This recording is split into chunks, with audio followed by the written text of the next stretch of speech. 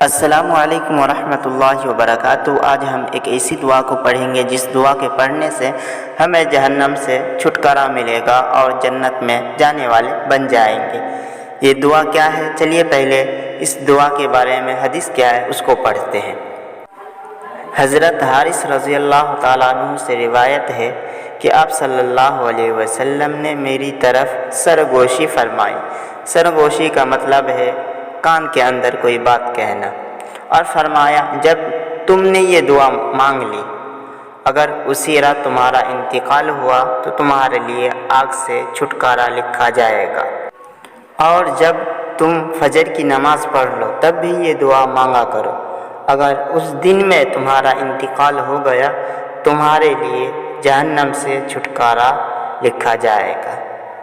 اس دعا کو ہمیں صبح شام 7 مرتبہ پڑھنا ہے۔ صبح فجر کے بعد پڑھنا اور شام مغرب کی نماز کے بعد پڑھنا۔ اس دعا کو 7 مرتبہ پڑھیں گے۔